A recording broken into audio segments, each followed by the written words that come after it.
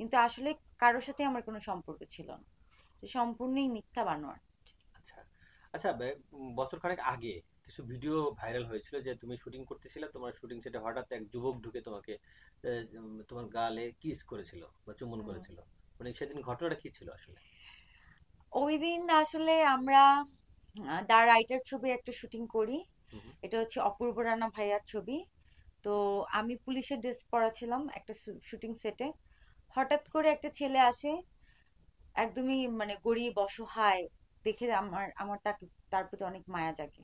তো ছেলেটা খুবই কান্নাকাটি করে বলতেছিল যে আপু আমি আপনাকে চিনি, মানে কি আমার শুটিং এর লোকজন তাকে আর কি তাড়াই দিতেছে।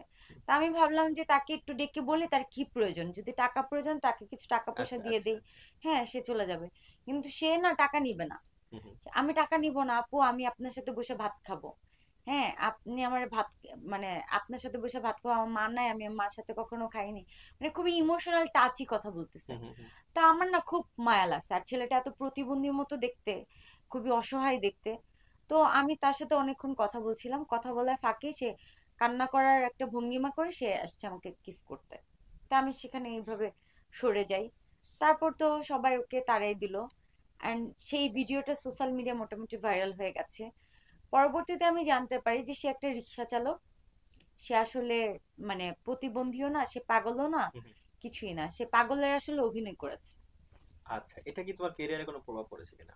না, আমার কেরিয়ার কোনো প্রভাব পড়েনি, কারণ আমার কর্মের জায়গা আলাদা। অ্যান্ড সোশ্যাল মিডিয়াতে এরকম কত ঘটনাই ঘটে। সো এটা তো আসলে কেরিয়ার প্রভাব পড়বে তোমাকে কেন? নিয়ে সবচেয়ে হাস্যকর গসিপ কি ছিল? হাস্যকর গসিপ? হ্যাঁ, অনেক সময় গসিপ হয় না, নায়িকাদের নিয়ে বিভিন্ন গসিপ হয়, তোমাকে নিয়ে এরকম গসিপ কি এই আছে? যে কিছুদিন আগে হাস্যকর গসিপ ছিল আমি দেশ ছেড়ে পালিয়েছি। তুমি, আচ্ছা আসলে কি?